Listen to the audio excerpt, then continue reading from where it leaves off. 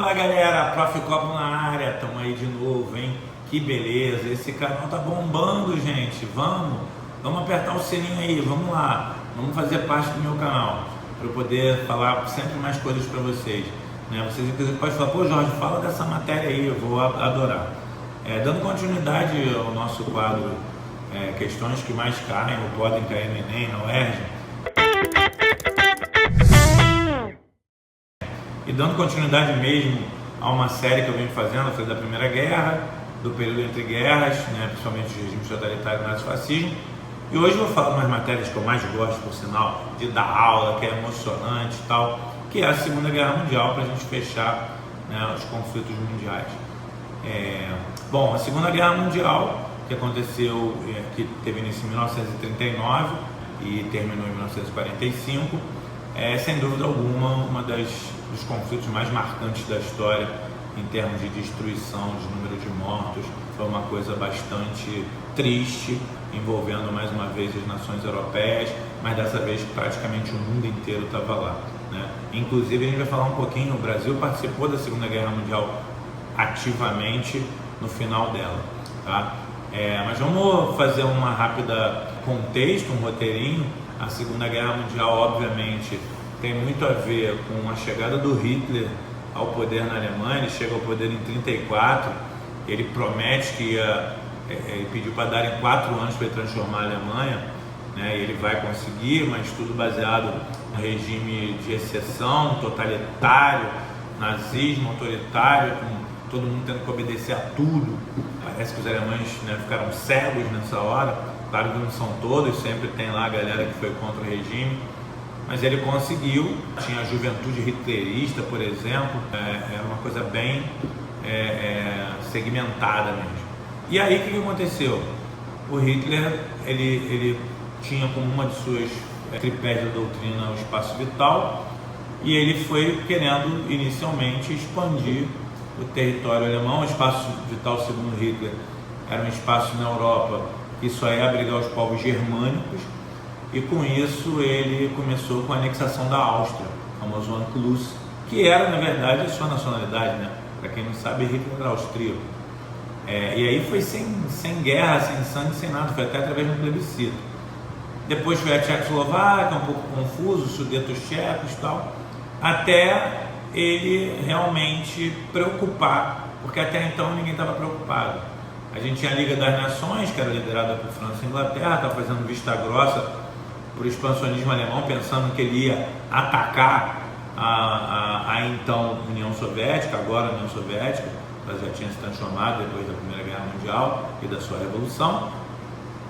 E eles fizeram vista grossa, mas quando o Hitler ameaçou outros países, como Romênia, Polônia, a Liga das Nações falou: olha, se você fizer alguma ameaça e não avisar pra gente o que você quer, né? Teve uma conferência de Munique que isso foi estabelecido, a gente vai declarar guerra para você. Isso era tudo que o Hitler queria.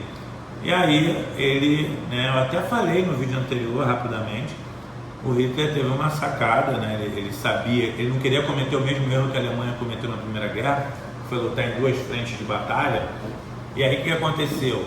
O Hitler fez um acordo com o Stalin, da União Soviética. Ele falou que ele ia invadir a Polônia, o que ia dar início à guerra. Ele sabia que a França e a Inglaterra iam declarar guerra se fizesse isso, mas ele não queria interferência soviética. E aí ele acordou com o Stalin o seguinte: ó, você não se mete, a gente divide a Polônia, tá? O Stalin inicialmente aceitou, não estava querendo se envolver na guerra, e foi isso que aconteceu. E aí teve início a Segunda Guerra Mundial, para a invasão da Polônia. Imediatamente França e Inglaterra declararam guerra à Alemanha. Um detalhe importante: é muito parecida as alianças da Primeira e da Segunda Guerra, a inicial, né? Vou até lembrar, na Primeira Guerra tinha a Tríplice Aliança, que envolvia Itália, Alemanha e Império Austro-Húngaro, que não existia mais, foi desmembrado. E do outro lado nós tínhamos Inglaterra, França e Rússia, que agora virou União Soviética.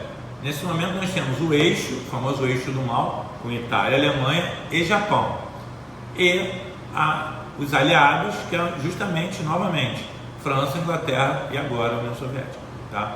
Iniciada a guerra começou com vitórias alemãs direto, as famosas guerras relâmpagos, Blitzkrieg, né?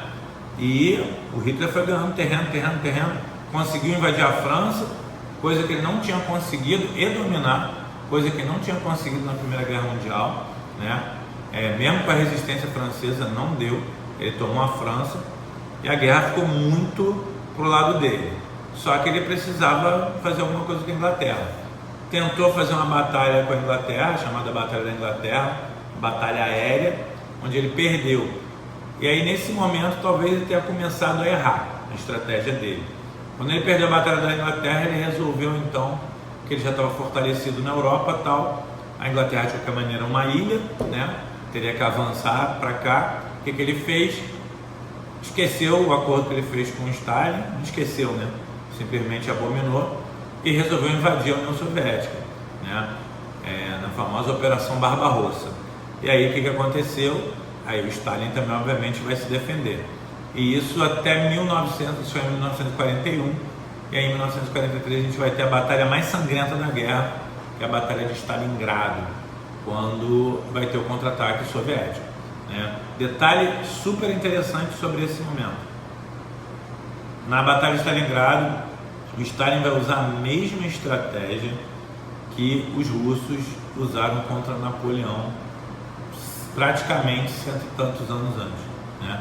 Que foi a famosa tática da terra arrasada, tá?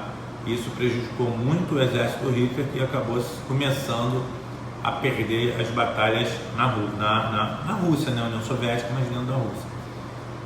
E aí começa, né, a corrida para Berlim. E aí vai acontecer uma coisa muito importante. Tá vendo essa fotinha aqui maravilhosa? Essa foto ela é marcante, né? No dia 6 de junho de 1944, mais uma vez eu vou falar para vocês, datas no final 4 esse ano são favoritas para cair nas provas de história, né? No caso aqui do famoso dia D, o dia do desembarque das tropas aliadas nas praias da Normandia, na França. O dia D, né, foi fundamental e foi a hora que se abriu tudo que o Hitler não queria, a segunda frente de batalha, né? Que agora, pelo leste, a União Soviética estava que nem um rolo compressor, devolvendo os alemães para a Alemanha, e pelo oeste, né, Inglaterra e Estados Unidos, que também tinha entrado na guerra por causa do famoso ataque dos japoneses à base militar no Havaí de Pearl Harbor, precipitando a entrada na guerra dos Estados Unidos, né?